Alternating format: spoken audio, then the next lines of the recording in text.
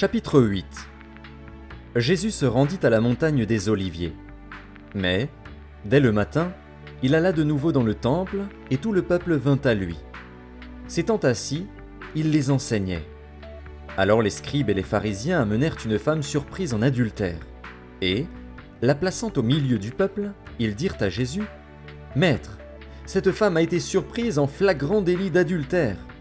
Moïse, dans la loi, nous a ordonné de lapider de telles femmes. Toi donc, que dis-tu » Il disait cela pour l'éprouver, afin de pouvoir l'accuser. Mais Jésus, s'étant baissé, écrivait avec le doigt sur la terre. Comme il continuait à l'interroger, il se releva et leur dit : « Que celui de vous qui est sans péché jette le premier la pierre contre elle. » Et s'étant de nouveau baissé, il écrivait sur la terre. Quand ils entendirent cela, accusés par leur conscience, ils se retirèrent un à un, depuis les plus âgés jusqu'au dernier. Et Jésus resta seul avec la femme qui était là au milieu. Alors s'étant relevé, et ne voyant plus que la femme, Jésus lui dit : « Femme, où sont ceux qui t'accusaient ? Personne ne t'a-t-il condamné ? » Elle répondit : « Non, Seigneur. » Et Jésus lui dit : « Je ne te condamne pas non plus. Va et ne pêche plus. » Jésus leur parla de nouveau et dit : « Je suis la lumière du monde. Celui qui me suit ne marchera pas dans les ténèbres, mais il aura la lumière de la vie. » Là-dessus, les pharisiens lui dirent : « Tu rends témoignage de toi-même. Ton témoignage n'est pas vrai. » Jésus leur répondit : « Quoique je rende témoignage de moi-même, mon témoignage est vrai, car je sais d'où je suis venu et où je vais, mais vous ne savez d'où je viens ni où je vais. Vous jugez selon la chair. Moi, je ne juge personne. Et si je juge, mon jugement est vrai, car je ne suis pas seul. Mais le Père qui m'a envoyé est avec moi. Il est écrit dans votre loi que le témoignage de deux hommes est vrai. Je rends témoignage de moi-même, et le Père qui m'a envoyé rend témoignage de moi. » Ils lui dirent donc : « Où est ton Père ? » Jésus répondit : « Vous ne connaissez ni moi, ni mon Père. Si vous me connaissiez, vous connaîtriez aussi mon Père. » Jésus dit ces paroles, enseignant dans le temple, au lieu où était le trésor. Et personne ne le saisit, parce que son heure n'était pas encore venue. Jésus leur dit encore : « Je m'en vais, et vous me chercherez, et vous mourrez dans votre péché. Vous ne pouvez venir où je vais. » Sur quoi les Juifs dirent : « Se tuera-t-il lui-même, puisqu'il dit : Vous ne pouvez venir où je vais ? » Et il leur dit : « Vous êtes d'en bas, moi, je suis d'en haut. Vous êtes de ce monde, moi, je ne suis pas de ce monde. C'est pourquoi je vous ai dit que vous mourrez dans vos péchés. Car si vous ne croyez pas ce que je suis, vous mourrez dans vos péchés. » « Qui es-tu ? » lui dirent-ils. Jésus leur répondit : « Ce que je vous dis dès le commencement. J'ai beaucoup de choses à dire de vous et à juger en vous, mais celui qui m'a envoyé est vrai, et ce que j'ai entendu de lui, je le dis au monde. » Ils ne comprirent point qu'il leur parlait du Père. Jésus donc leur dit : « Quand vous aurez élevé le Fils de l'homme, alors vous connaîtrez ce que je suis, et que je ne fais rien de moi-même, mais que je parle selon ce que le Père m'a enseigné. Celui qui m'a envoyé est avec moi.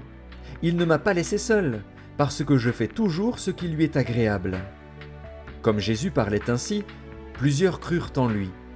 Et il dit aux Juifs qui avaient cru en lui : « Si vous demeurez dans ma parole, vous êtes vraiment mes disciples. Vous connaîtrez la vérité, et la vérité vous affranchira. » Ils lui répondirent : « Nous sommes la postérité d'Abraham, et nous ne fûmes jamais esclaves de personne. Comment dis-tu : vous deviendrez libres ? » « En vérité, je vous le dis, leur répliqua Jésus, quiconque se livre au péché est esclave du péché. Or, l'esclave ne demeure pas toujours dans la maison, le Fils y demeure toujours. Si donc le Fils vous affranchit, vous serez réellement libres. Je sais que vous êtes la postérité d'Abraham, mais vous cherchez à me faire mourir, parce que ma parole ne pénètre pas en vous.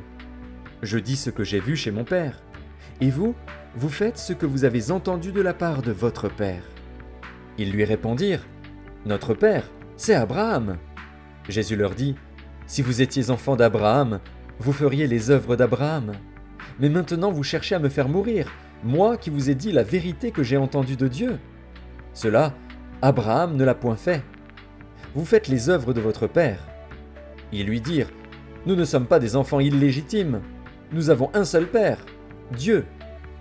Jésus leur dit: Si Dieu était votre Père, vous m'aimeriez, car c'est de Dieu que je suis sorti et que je viens. Je ne suis pas venu de moi-même, mais c'est lui qui m'a envoyé. Pourquoi ne comprenez-vous pas mon langage? Parce que vous ne pouvez écouter ma parole. Vous avez pour père le diable, et vous voulez accomplir les désirs de votre père. Il a été meurtrier dès le commencement, et il ne se tient pas dans la vérité, parce qu'il n'y a pas de vérité en lui. Lorsqu'il profère le mensonge, il parle de son propre fond, car il est menteur et le père du mensonge. Et moi, parce que je dis la vérité, vous ne me croyez pas. Qui de vous me convaincra de péché? Si je dis la vérité, pourquoi ne me croyez-vous pas? Celui qui est de Dieu écoute les paroles de Dieu. Vous n'écoutez pas, parce que vous n'êtes pas de Dieu. Les Juifs lui répondirent: N'avons-nous pas raison de dire que tu es un Samaritain et que tu es un démon? Jésus répliqua: Je n'ai point de démon, mais j'honore mon Père, et vous m'outragez.